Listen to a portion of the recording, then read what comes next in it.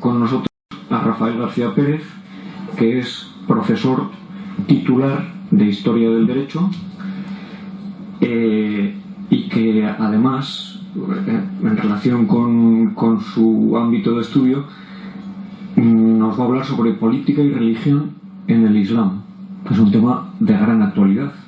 Y me callo para que pueda hablar él, porque ya le he dicho que, sobre todo porque tengo yo mucho interés, he oído hablar mucho de esta exposición. Buenas tardes, muchas gracias José Luis por la invitación a estar en este foro.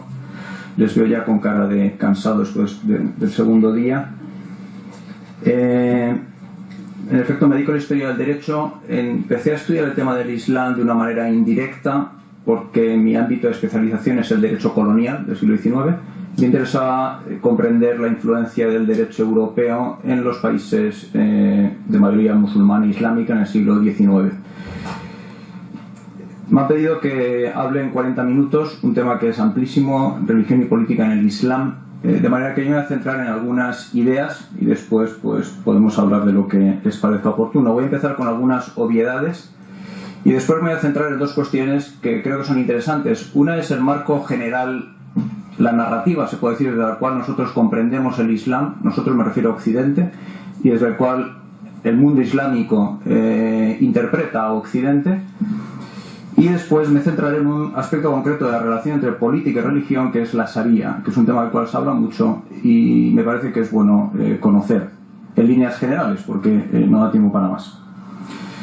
Bien, la primera idea que quería decir es que el Islam es una religión extendida por todo el mundo, no se centra en Medio Oriente ni en Próximo Oriente. Uno identifica Islam con Siria, Irak, Arabia Saudí. El país con mayor población de musulmanes es Indonesia, no tiene nada que ver con Medio Oriente.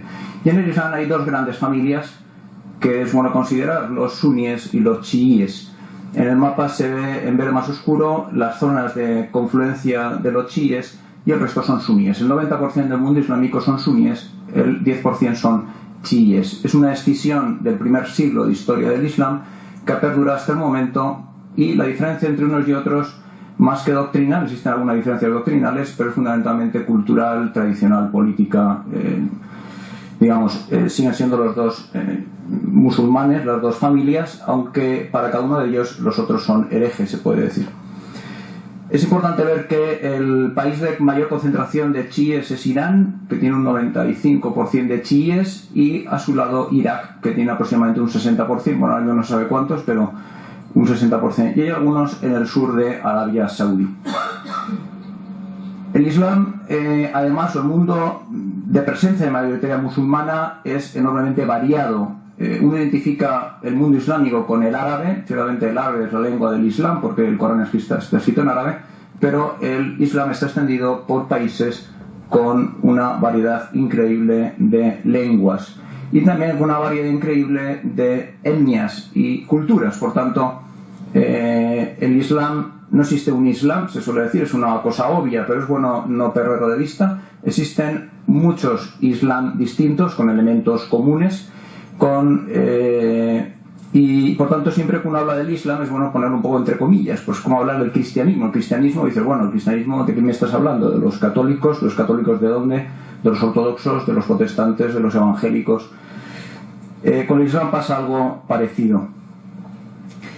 Tradicionalmente las relaciones entre Islam y Occidente, más que tradicionalmente de los años 70-80, se puede decir que la manera de interpretar la relación entre Islam y Occidente ha sido perseguida por lo que los estudiosos llaman la narrativa del conflicto.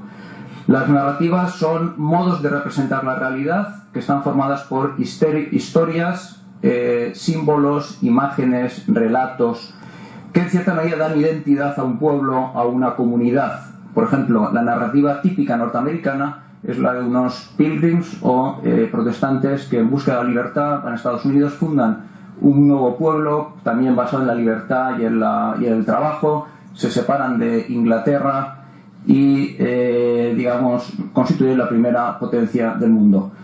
Es el mundo de las oportunidades, es el mundo de la libertad, es el mundo de la libre expresión, etc. Bien, esta es una narrativa que que se caracteriza por su simplismo, pero que en cierta medida ayuda a los americanos a tener una cierta identidad. Las narrativas también son marcos para la acción. Uno, para actuar en el mundo, necesita una cierta interpretación de quién soy yo, a qué pueblo pertenezco, qué se supone que debo hacer, etc. La narrativa dominante de las relaciones entre Oriente, o mejor dicho, Occidente y el mundo islámico, viene presidida por el conflicto, por la lucha. Cuando uno habla de Occidente e Islam, de una manera implícita, uno piensa en el conflicto, piensa en la lucha, piensa en los yihadistas, piensa en un conflicto de civilizaciones. Este es el nombre de una obra enormemente influyente en el ámbito intelectual norteamericano y mundial de los años 90, Samuel Huntington, que explica el futuro de las relaciones internacionales a partir del concepto de lucha de civilizaciones. El concepto de lucha de civilizaciones no es original de Huntington. Contemporáneo de Huntington es un artículo que publicó uno de los mayores expertos en el mundo árabe en Estados Unidos, que se llama Bernard Lewis. En la documentación tiene un artículo suyo que publicó en el año 92, un artículo en The Atlantic titulado Las raíces de la rabia musulmana. En este artículo, que no sé si lo han leído, lo pueden leer en cualquier momento, el marco general de interpretación de las relaciones entre el mundo islámico y Occidente está presidido precisamente por el conflicto, por la lucha. La expresión rabia islámica o rabia musulmana se extiende, y esta es una foto de Newsweek del 2012, donde a raíz de la amenaza de edición de una película blasfema contra Mahoma hubo enormes disturbios en todo el mundo. La portada, la imagen que uno recibe del mundo islámico a través de estas imágenes es la de un tipo, hombre, pues no muy sereno y tranquilo, precisamente. Bien, las narrativas son importantes porque predisponen el modo de aproximarse a la realidad. La característica de estas narrativas de conflicto de Occidente versus Islam, que están presentes en la mayoría, digamos, son corrientes mayoritarias tanto en el mundo occidental como en el mundo islámico, establecen valores, porque las narrativas son profundamente valorativas y emotivas, de oposición. El mundo occidental sería el mundo del individuo frente al mundo de la tribu, del grupo, de la comunidad. En el mundo islámico, el mundo de la razón frente al fanatismo. El mundo del progreso frente al atraso. El mundo de la liberación de la mujer frente al mundo de la opresión. En el mundo islámico la situación es la misma, pero a la inversa. Ellos ven Occidente en buena medida como la sociedad del individualismo, del secularismo entendido en el mal sentido, de la corrupción, de la prostitución, libertinaje de la mujer, etcétera, etcétera. Son narrativas contrapuestas que hacen que la relación entre personas y entre pueblos sea difícil. Estas narrativas, como digo, son simples, son habitualmente binarias, tienen una fuerte carga emotiva, no racional, no hay una argumentación detrás de esto, ahí son imágenes, historias, información selectiva. Aunque detrás de esta narrativa siempre hay una parte de verdad. Lógicamente las narrativas no se construyen sobre la nada. Detrás de una narrativa, la que he dicho de Estados Unidos, o cualquier otra narrativa que uno construya, hay siempre puntos de verdad, si no, no se sostendría la narrativa. Por supuesto que el mundo islámico en general es más comunitario que el mundo occidental, que la idea de la laicidad es un valor que nace en el mundo occidental, etcétera. Pero las narrativas lo que hacen es extremar esos valores, simplificarlos y aplicarlos a realidades que son múltiples y plurales. Y centrarse en aquellos aspectos que son quizá más conflictivos. Uno muchas veces identifica a Islam con la situación de la mujer, con la yihad y con 2 o 3 cuestiones más. Esta es un pantallazo de Google, uno pone woman, Islam y te aparece esto. En fin, no son visiones muy positivas de la mujer.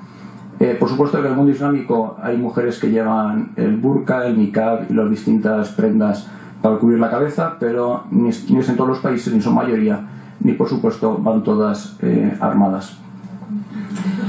Pero en cierta medida estos relatos influyen, digamos, condicionan. Si uno no ha vivido nunca en un pueblo islámico, en un pueblo de mayoría islámica, pues la impresión que se lleva es esta. Si va a algunos países se confirma esta impresión, si va a otros países se dará cuenta de que no tiene nada que ver con lo que... y al revés, en el mundo islámico, Europa es como Las Vegas, o sea, esto es un casino, es un desastre, la religión no existe, son todos impíos y se van a condenar. Bien, dentro Dentro de estas narrativas, ahí no se ven pero ahora lo leeré un poco, dentro de estas narrativas generales, que son muy simplistas, hay narrativas particulares, que en algunos casos son auténticas armas de combate. Por ejemplo, dentro de esta narrativa general de Occidente, negativa por parte del Islam, digamos de la mayoría del Islam, no digo de todos los musulmanes, ni muchísimo menos, me estoy refiriendo a los países no los musulmanes que viven en Europa, existen narrativas más específicas y en ocasiones son narrativas que son armas de combate. En una comunicación interceptada de Osama Bin Laden al jefe de los talibanes, el Mullah Omar, del cual no sé si se acuerdan de él, le decía a Osama Bin Laden: es obvio que la guerra de los medios de comunicación en este siglo es uno de los métodos más duros, o strongest, no sé, lo más...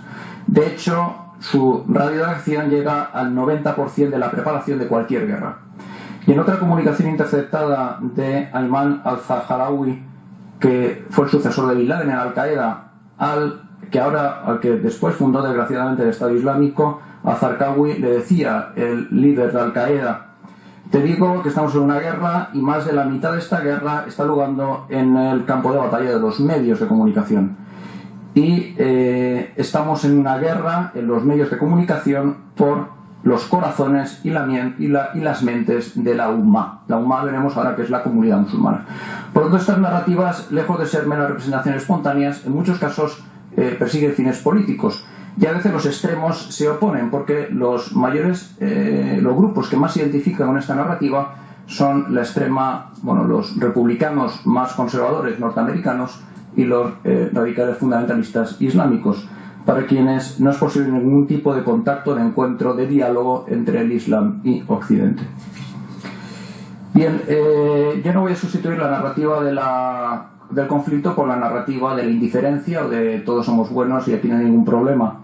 Me parece que es importante conocer, estudiar el Islam, estudiarlo en todas sus dimensiones, no abogar por una paz malentendida, diciendo que no hay diferencias entre la tradición occidental y la tradición islámica, pero me parece que es bueno conocer en general para comprender, aunque no se comparta o no se justifique.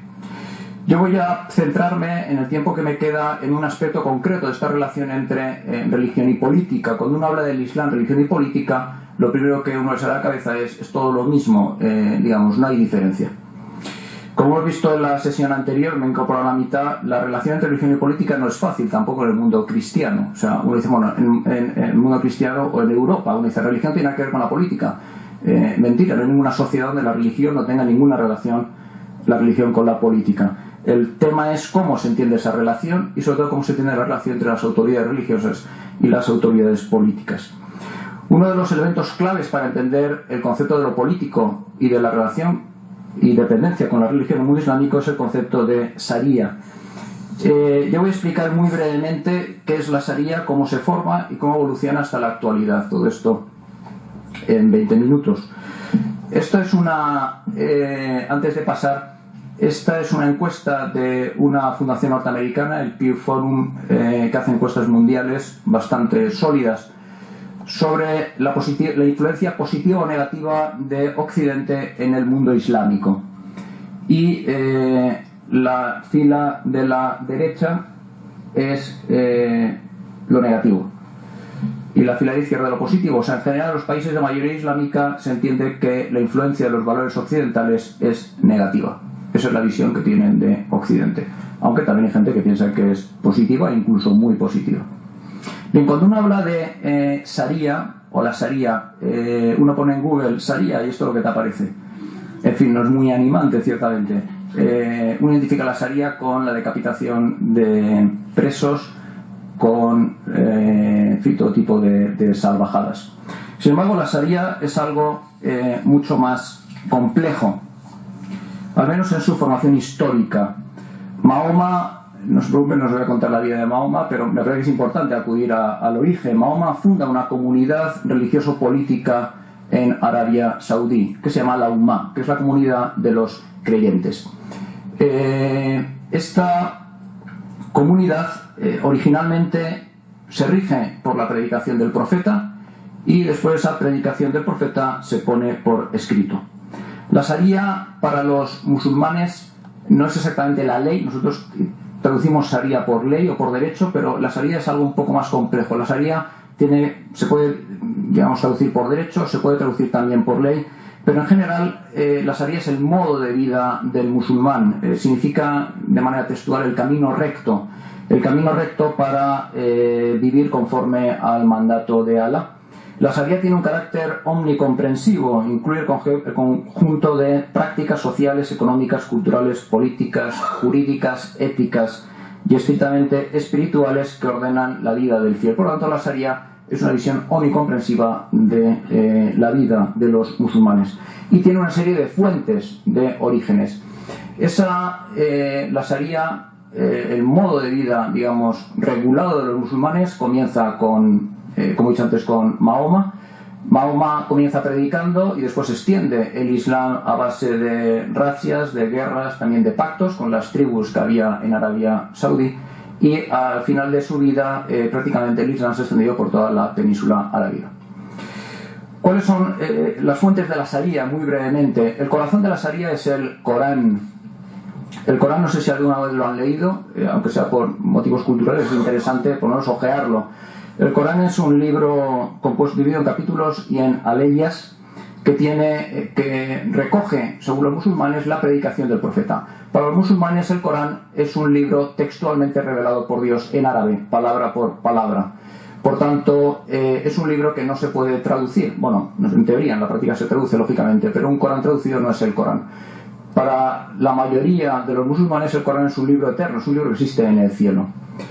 Y recoge las predicaciones del profeta, tanto desde su primera época en la Meca como en Medina, y recoge preceptos de todo tipo, preceptos de contenido bastante espiritual relativos al juicio final, al paraíso, al infierno, premios y castigos, la práctica de oración, del ayuno, la atención a los pobres, etcétera, como recoge también aspectos que hoy llamaríamos jurídico-políticos. Hay cerca de 500 aleyas o versos en el Corán relativos a derecho de familia, divorcio, relación entre marido y mujer, régimen económico, custodia de hijos, herencia, derecho penal, tipifica algunos delitos con sus penas, cuestiones relativas al comercio, prohibición de la usura, cumplimiento de los pactos y normas de los procesos judiciales, valor de las pruebas, valor de los testimonios, etc. Por tanto, es un libro que se parece quizá bastante al Antiguo Testamento desde ese punto de vista. Tiene preceptos cultuales y preceptos también sociales, económicos, jurídicos. Sin embargo, el Corán no es la sharia. El Corán es un texto que ha sido interpretado a lo largo de la historia de muchas maneras. Los musulmanes no tienen, como tenemos los católicos, una autoridad, digamos, que pueda decir con autoridad esto es católico o esto no es católico. El Islam desde su primer momento ha sido objeto de interpretación y por tanto de división y fragmentación. Junto al Corán está la Sunna, que recoge la tradición del profeta, que se puso por escrita y se sometió a una criba histórica, pero es difícil decir si un determinado pasaje de la Sunna es original o no, porque digamos son textos del siglo VIII, IX, X. Y junto al Corán y a la Sunna existen unas fuentes secundarias. La Ijma, que es el consenso de los juristas de la comunidad, el Qiyas, que son métodos de razonamiento jurídico, etc. Bien, con esto lo que quiero decir es que el contenido de la sharia es fundamentalmente interpretativo. La sharia a lo largo de la historia ha evolucionado y ha sido sujeto a interpretación porque el Corán es un texto con preceptos muy distintos y en muchos casos contradictorios. Y tú puedes interpretar un texto de muchas maneras. De hecho, a lo largo de la historia, los juristas han elaborado determinados conceptos para servirse en esa interpretación, conceptos que se utilizan hoy en día. Por ejemplo, no les voy a aburrir con mucha terminología jurídica. Me interesa el concepto de ijtihad, que significa el esfuerzo de interpretación libre del Corán. Es un concepto que desarrollan las primeras escuelas jurídicas y que, como veremos después, en el siglo XIX experimenta un nuevo auge, porque es un concepto que permite abrir el texto a nuevas interpretaciones. Bien, estos son otros conceptos que ayudan a la interpretación del Islam, pero si después les interesa nos detenemos en ellos, pero no quiero aburrirles con cosas demasiado técnicas. Tampoco se preocupen, les voy a explicar esta diapositiva, simplemente quiero mostrarles la variedad de escuelas jurídicas que hay en el Islam. Dentro del mundo suní hay 4 escuelas principales, dentro del mundo chií hay 3 escuelas principales, pero luego hay escuelas también heterodoxas. Por tanto, históricamente o tradicionalmente el Islam no ha sido uno, ha sido una pluralidad de interpretaciones, algunas, muchas en contradicción con otras. Este es un mapa de las distintas escuelas jurídicas y su distribución en el mundo. Claro, esto tiene, me parece, mucha importancia desde el punto de vista de la evolución del Islam, porque el problema que uno se plantea siempre, por ejemplo, hablando del Estado Islámico, ¿el Estado Islámico es islámico realmente? ¿O el Estado Islámico va contra el Islam? Yo tuve la oportunidad de hacerle esta pregunta a un experto en Derecho Islámico de la Universidad de la American University of Beirut, un tipo reconocido internacionalmente, el verano pasado, justo cuando el Estado Islámico estaba avanzando, y me dijo: mira, no se puede negar que el Estado Islámico está aplicando el Corán. Es verdad que está aplicando unos preceptos que quizá nunca se han aplicado de esa manera ni con esa radicalidad, y está pasando por encima de cualquier tipo de interpretación que ha habido hasta ahora. Pero ¿quién le puede decir al Estado Islámico que no? O sea, ¿cuál es la autoridad para, con carácter vinculante en el Islam? No existe. De manera que sobre un mismo texto uno puede hacer interpretaciones muy distintas. Uno puede partir de unos textos para defender la tolerancia religiosa. Hay una ley preciosa del Corán que dice no hay constreñimiento, no hay coacción en materia de religión, lo dice así de claro. O puede utilizar otros pasajes donde se dice que se persiga a los infieles allí donde estén, se les mate, etcétera, etcétera. Digamos, es un texto abierto. Hasta el siglo XIX el Islam ha sido una religión y una civilización triunfante, y esto creo que es bueno, siglo XVIII aproximadamente, esto es bueno tenerlo en cuenta. A partir del siglo XVII-XVIII, como consecuencia del desarrollo del avance tecnológico europeo, Europa empieza a imponerse sobre los territorios islámicos, con unas consecuencias que llegan hasta el momento presente. Sobre todo Inglaterra, Francia, pero también Alemania, empiezan a ocupar territorios, a colonizar territorios tradicionalmente del Imperio Otomano, todo el norte de África, Siria, Turquía era el centro del Imperio Otomano, y empieza de alguna manera a tutelar el desarrollo de estos países. ¿Qué supuso Europa para el mundo islámico desde el punto de vista de la Sharia? Y creo que es un tema interesante. Desde el punto de vista de la Sharia, el derecho europeo supuso la codificación del derecho islámico, o sea, la reducción del Islam a unos textos, a unos códigos, la identificación de la Sharia con el Corán, con un texto original, con un texto escrito. O dicho de otra manera, a semejanza del derecho europeo, el Islam perdió la capacidad interpretativa del texto histórico, y por tanto esa pluralidad de respuestas que tradicionalmente los musulmanes daban a sus problemas. Junto a eso se importan estructuras occidentales como son los estados-nación, que se imponen en cada uno de estos territorios. Bien, esto tendrá enormes consecuencias. Esto es la evolución fundamentalmente de los países de tradición islámica, sobre todo del Imperio Otomano, que es lo que a nosotros más nos interesa ahora mismo, y veremos por qué. El siglo XIX y la primera mitad del XX supone para el mundo islámico un golpe tremendo en su identidad política y también en su identidad como religión. En cierta medida forma parte del Islam, como de todas las religiones tradicionales, unir el éxito del triunfo político al triunfo religioso.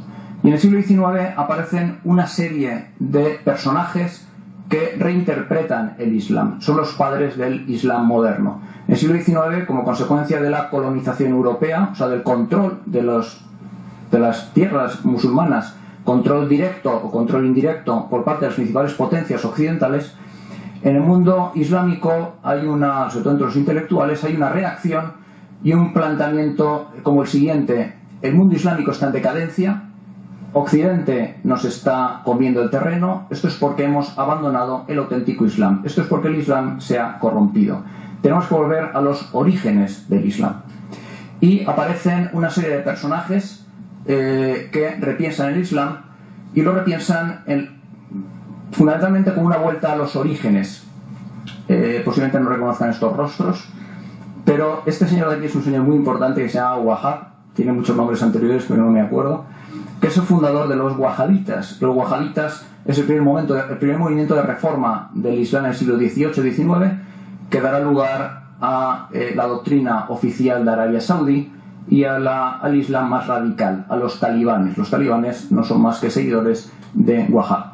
Bien, igual que Wahhab, hay otra serie de autores en el siglo XIX, cuyos nombres no os voy a decir, que repiensan el Islam desde otras perspectivas.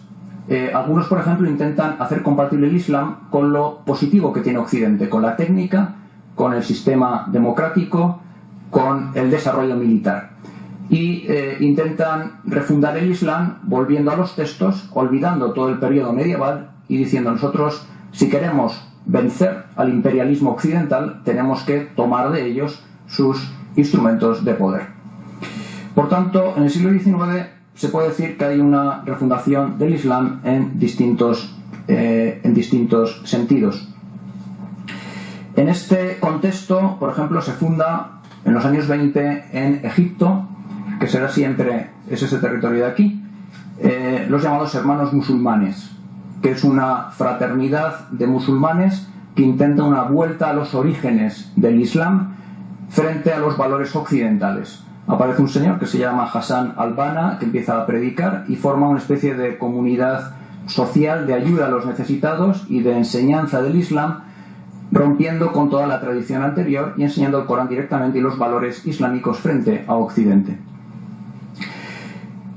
Aunque estoy hablando del desarrollo del Islam, desde el punto de vista político la realidad es muy distinta. La realidad es que después de la Segunda Guerra Mundial y con la descolonización se forman en todo el área, digamos, de mayoría musulmana, una serie de estados-nación.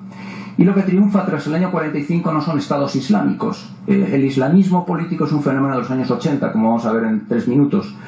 Lo que triunfa entre el año 45 y el año 70 es un movimiento en todo el mundo árabe, basado en una especie de nacionalismo árabe secular. El centro de este movimiento es este señor que está aquí en medio, que es Nasser, presidente de Egipto, que consiguió durante un tiempo unirse con Siria y unificar ideológicamente la mayor parte de los países árabes con una doctrina basada no en el Islam como fuerza de unión política, sino en la condición de árabes. Se habla de una especie de panarabismo socialista, porque la ideología de fondo es socialista, no marxista, pero sí, o no fundamentalmente marxista, pero sí socialista, y sus principales aliados es la Unión Soviética, no Estados Unidos. Aquí aparecen personajes conocidos como ¿cómo se llama este hombre? Arafat, eso es, Arafat. El rey, príncipe de Arabia, Gaddafi, en fin, están todos en la foto, están todos, como ven.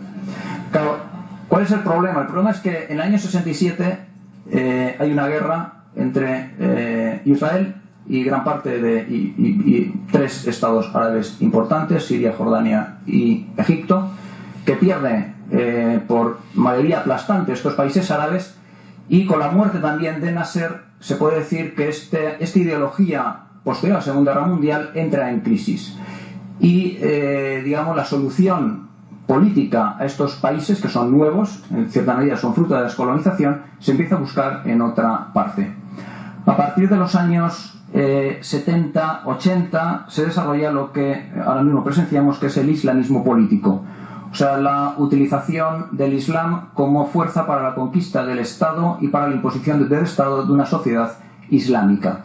Esto se puede hacer por la fuerza, mediante el terrorismo, o se puede hacer por medios pacíficos. Pero el islamismo político, en cierta medida, es una corriente formulada en el siglo XIX, en parte del siglo XX, y desarrollada, que triunfa a partir de los años 80. Este señor que les he puesto aquí es uno de los grandes líderes del islamismo político, se llama Sayyid Qutb. Era un hermano musulmán, seguidor de los hermanos musulmanes, que, digamos, transformó la doctrina de los hermanos musulmanes en una doctrina de guerra política, armada, violenta, y fue ejecutada en 1966. Pero es uno de los grandes, digamos, referentes. Su hermano fue profesor de Osama Bin Laden, al cual todos conocen. Bien, ¿qué pasa a partir de los años 70? A partir de los años 70-80 sucede en el mundo árabe algo que me parece muy importante para entender por qué ahora existen los problemas que existen. Por un lado, se produce la revolución iraní, que es el primer estado islamista que triunfa. Por otro lado, se desarrolla la guerra en Afganistán, en la cual se forman los principales líderes que después dan lugar a Al-Qaeda y al Estado Islámico. Por otro lado, hay un desarrollo económico y técnico de los países árabes que tienen petróleo, sobre todo Arabia Saudí, también Argelia, Kuwait, en fin, todo el Golfo Pérsico. Arabia Saudí es un estado fundado sobre los wahabitas, o sea, sobre la doctrina más radical del Islam, que utiliza ese dinero para expandir la doctrina de los más radicales y financiar la construcción de mezquitas y de madrasas, de escuelas de estudio del Corán en todo el mundo árabe. Son los que financian a los talibanes, etcétera, etcétera. Y al mismo tiempo hay un proceso de globalización creciente y, por tanto, una mayor facilidad de interconexión entre el mundo árabe. Se produce por eso, a partir de los años 80, una reislamización del derecho. Un derecho que durante el siglo XIX y XX, en la mayor parte de los países árabes, en su mayor parte no era islámico, era secular. O sea, los países árabes funcionaban con códigos como Europa, un código de derecho civil, un código de derecho comercial, un código de derecho penal, en buena medida tomados de los modelos europeos. El derecho islámico había quedado reducido en buena medida a derecho de familia, estatuto de la mujer, herencia, matrimonio, etc. A partir de los años 80, con el desarrollo del islamismo político, hay un movimiento de reislamización de la política y del Estado. Por ejemplo, en 1980 hay una enmienda a la Constitución de Egipto para afirmar que la Sharia será la principal fuente de legislación en Egipto. Al mismo tiempo se asumen estructuras institucionales que son propias del mundo occidental, como son los parlamentos. Irán construye su nuevo sistema político con Khomeini y establece unos parlamentos, unos tribunales supremos, todo por supuesto, digamos, conformado por la Sharia y por los dogmas del islamismo político, pero se reciben las técnicas, los instrumentos propios de Occidente. En el ámbito internacional, a partir de los años 80 hay una mayor unión entre los países árabes y en general los países musulmanes. Unión que terminará, o que tiene uno de sus máximos hitos después volveré a esto, en la Declaración de Derechos Humanos en el Islam, que me parece que es un elemento interesante. En las encuestas que si a alguien le interesa le puedo dar la referencia, porque es una encuesta del 2013 bastante bien hecha, creo que son 80.000 encuestas, o sea, 80.000 pruebas en los países árabes. Se hace una de las preguntas que se les pregunta a los musulmanes cuántos están a favor de que la Sharia sea ley oficial de su Estado. Y como ven, las diferencias son enormes entre el sur de Asia, que el 84% está a favor de que la Sharia sea ley oficial, tal como aparece en el Corán y tal como ha sido desarrollado por los juristas, hasta Asia Central, donde solo el 12% lo apoya. Por tanto, incluso en cuestiones así, digamos, el Islam es un mundo bastante dividido. Por otra parte, que se entienda por la Sharia tampoco está tan claro. O sea, en concreto, ¿qué supone eso? ¿Supone la aplicación de un derecho penal específico, solo derecho de familia, como ya existe, o en materia de contratos o de finanzas? Es algo que está dejado a la interpretación de cada uno de los estados, porque la Sharia, como he dicho antes, es interpretación de un texto que es el Corán y de una tradición. Bien, esto ha dado lugar en algunos países a la aprobación de leyes antiblasfemia. Por ejemplo, en Pakistán les sonará el caso de Asia Bibi, que está todavía en la cárcel. Hace poco el Tribunal Supremo creo que dio una prórroga, acusada de blasfemia. En algunos países islámicos la Sharia persigue con la pena de muerte la conversión, la predicación de otra religión que no sea el Islam o cualquier tipo de ofensa al Islam. En otros países existe mucha mayor libertad religiosa. No es lo mismo irte al Líbano o a Túnez que irte a Arabia Saudí o Afganistán, digamos. El mundo cambia enormemente. He puesto esta foto porque una pregunta que a veces uno se hace con frecuencia es si en el mundo islámico hay democracia. O sea, ¿es posible la democracia en el mundo islámico? Neda, hay un reportaje buenísimo en YouTube que les recomiendo sobre Neda.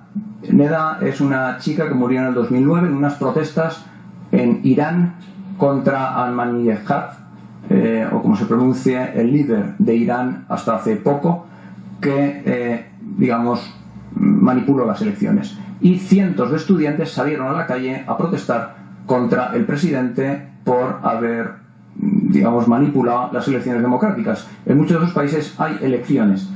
El problema no es tanto si hay elecciones o no, sino cuáles son los derechos que en la Constitución se reflejan o no se reflejan. Una cosa es la democracia y otra cosa es el sistema liberal, digamos, de derechos. ¿Qué pasa cuando, como sucedió en Egipto, la mayoría vota a los hermanos musulmanes y la política de los hermanos musulmanes es la introducción de determinados preceptos en la Constitución que limitan las libertades de gran parte de la población en materia de expresión pública y en materia de libertad religiosa? O sea, el problema no es tanto si los gobernantes son nacidos por el pueblo, sino si la legislación, que también es un tema importante, si la legislación reconoce o no derechos básicos. Si uno va a la Declaración de Derechos del Islam, que no, Declaración de Derechos Humanos en el Islam, les voy a leer, y con esto termino, algunos preceptos para que vean en qué medida la religión islámica influencia el derecho y por tanto la política, que es el cauce, no digo el único, pero el fundamental, a través del cual la comunidad política se autoorganiza. Dice esta Declaración de Derechos Humanos del Islam en la Conferencia Islámica, que reúne a la mayor parte de los países con mayoría musulmán, creo que son 46 estados, pero no estoy seguro. Dice, entre otras cosas, que los derechos fundamentales y libertades generales en el Islam son una parte de la religión de los musulmanes. O sea, la Conferencia de Estados Islámicos asume los derechos fundamentales o los reinterpreta desde la tradición islámica. Y reconoce, entre otros derechos, por ejemplo, la igualdad. Todos los seres humanos son iguales en el principio de la dignidad humana como en el de las obligaciones, sin distinción de raza, color, lengua, sexo, creencia religiosa, etc. La medida en que todas las criaturas son siervos de Alá, todos han sido creados por Alá y por tanto todos son radicalmente iguales. Sin embargo, en otros preceptos, digamos, la Sharia está mucho más presente. Por ejemplo, en el derecho relativo a la familia. Dice, los hombres y las mujeres tienen el derecho de casarse y sin su consentimiento no es posible restricción alguna basada en la raza, el color o la nacionalidad. Pero no dice nada de la religión, porque en la Sharia tradicionalmente un musulmán, o mejor dicho una musulmana, no puede casarse con un no musulmán, porque el hombre es cabeza de la mujer y por tanto un infiel no puede ser cabeza de una musulmana. Dice otro precepto, el Islam es la religión indiscutible. No es lícito ejercer ningún tipo de coerción sobre el ser humano, lo cual está bastante bien, hasta aquí. Dice, ni aprovecharse de su pobreza o ignorancia para llevarla a cambiar su religión por otra distinta o al ateísmo. Bien, bajo este enunciado es muy fácil perseguir cualquier tipo de, digamos, evangelización cristiana o de cualquier otro estilo. El ser humano nace libre, nadie tiene derecho de esclavizarlo. No hay sumisión sino hacia Alá. Voy a leer un par de artículos más. Una de las cosas que le pregunté a este profesor de Derecho Islámico, que era musulmán suní, era precisamente esto. Era la pregunta que hace un occidental cuando va a un país de mayoría musulmana y tiene una cierta confianza, porque si no es mejor no preguntar. Le pregunté, ¿tú crees que la democracia occidental podría triunfar en el mundo islámico? Tipo de pregunta. Y me dijo, bueno, depende de lo que entiendas por democracia occidental. Él me dijo, la democracia como tal, sí. Me dijo, lo que está claro es que hay determinados derechos o libertades que los occidentales consideréis sagrados, era la opinión de ese profesor, que en el mundo islámico es difícil que se consoliden. Y él me hablaba de dos. Uno, la libertad de religión, tal como vosotros la entendéis, y la libertad de expresión. Dice el artículo 22 de la Declaración, todo ser humano tiene derecho a la libertad de expresión siempre y cuando no contradiga los principios de la Sharia. La información es una necesidad vital de la sociedad. Se prohíbe hacer un uso tendencioso de ella o manipularla, o que ésta se oponga a los valores sagrados del Islam. Bien, el último artículo de la declaración termina diciendo, todos los derechos y deberes estipulados en esta declaración están sujetos a los preceptos de la Sharia islámica. Por tanto, la Sharia entendía en su sentido más amplio. La Sharia no en la foto que hemos visto en Google, sino la Sharia como tradición, como conjunto de prácticas, muchas de ellas no puestas por escrito, en sus distintas interpretaciones, sigue siendo, y lo será por siempre, bueno, no soy por siempre, porque no soy profeta, pero durante muchos años, el marco de interpretación de la sociedad y por tanto el marco de interpretación de la vida política. Por tanto, cualquier transformación en el mundo islámico se realizará desde el Islam, y hay intelectuales importantes repensando el Islam y trabajando en esta labor de reinterpretación, porque como he dicho antes, existe un concepto que muchos juristas ahora utilizan, que es el de istihad, que permite o que alienta precisamente la interpretación del Corán, junto a otros conceptos como istihsan, que significa equidad, maslasa, que significa el bien común. En fin, hay como herramientas en el Islam para una interpretación, digamos, más acorde a lo que nosotros entendemos por libertades fundamentales. Bien, creo que no me he pasado del tiempo. No sé si... Muchas gracias.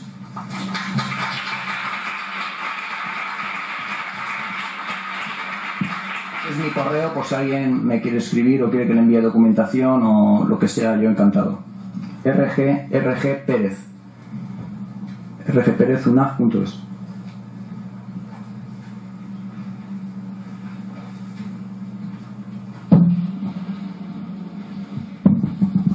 Tenemos unos minutos para preguntas.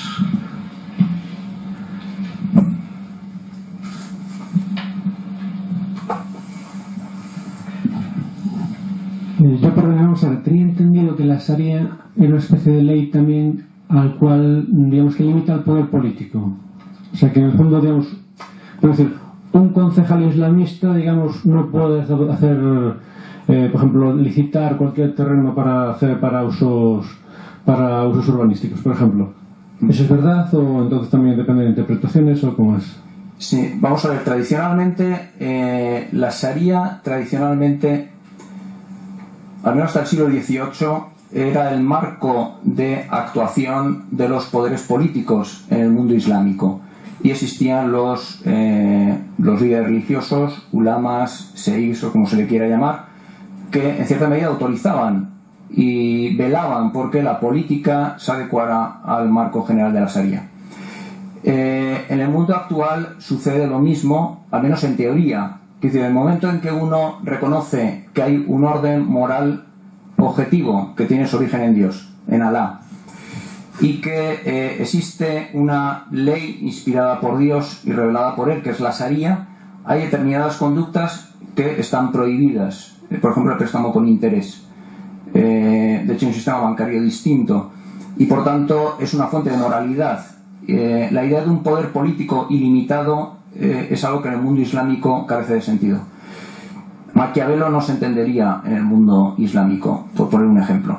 Sin embargo, en el siglo XIX y XX hay un cambio importante en el modo de pensar el poder político en el mundo islámico, yo creo como influencia de Occidente y sobre todo como importación del concepto de Estado-Nación, y es que a partir del siglo XIX y XX dicen la mayor parte de los expertos que así como en el mundo hasta el siglo XVIII se entendía que el poder político estaba al servicio de la religión y de la Sharia, y en cierta medida el sultán fuera o no muy, fuera piadoso o no fuera piadoso, eso era indiferente.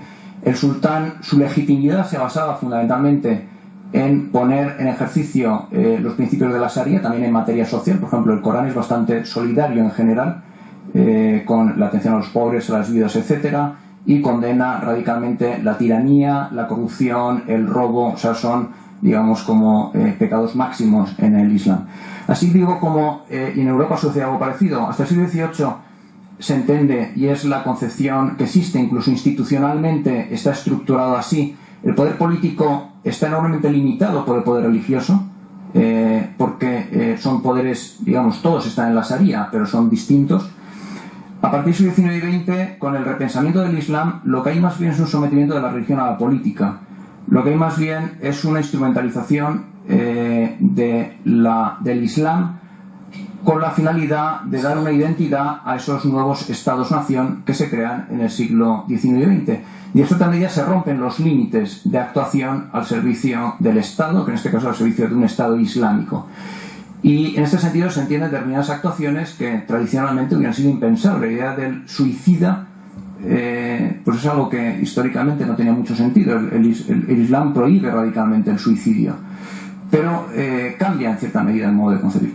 Por tanto, yendo a su pregunta y yendo al nivel básico, o sea, no los casos extremos, no el yihadismo, no lo que uno ve en la tele, sino en el día a día, el Islam en principio es una fuente de moralidad y por tanto es una fuente de limitación de las prácticas políticas y de la corrupción. ¿Qué sucede en la práctica? Pues hay que verlo, lógicamente, en cada país. O sea, el Leviatán de Hobbes, por ejemplo, tampoco se entendería en el mundo islámico. O sea, la idea de un Estado que no tiene ningún límite por encima de él, que es ilimitado, no solamente de hecho, sino también en su concepción, que crea la ley. Eso es algo que en el mundo islámico no se entiende. La ley no se crea, uno descubre las aplicaciones concretas de la Sharia en la vida diaria. Pero uno no crea el derecho ya existe un orden objetivo de justicia. Otra cosa es cómo se entienda ese orden objetivo de justicia. En fin, no sé si he respondido. Aquí. Es verdad que has dicho ya de entrada que como hay varias interpretaciones hay cosas que se contradicen, ¿no? Pero hay un momento que has dicho muy seguido que una de las cosas que dice la Declaración de Derechos Humanos del Islam es que no se permite la esclavitud. Sí. Y porque nadie depende de nadie sino de Alá. Y a la vez has comentado también justo antes que ninguna mujer musulmana se puede casar con un no musulmán porque pertenece al hombre y no puede pertenecer a un hombre no musulmán. Entonces, ¿cómo se compaginan estas dos cosas?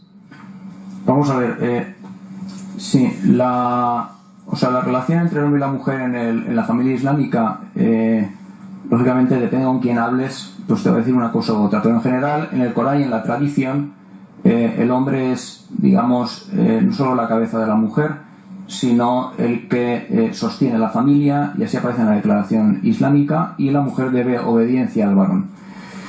Y esto es así. Si se divorcian, a partir de los 7 años los niños dependen del padre, no de la madre. En fin, forma parte de la...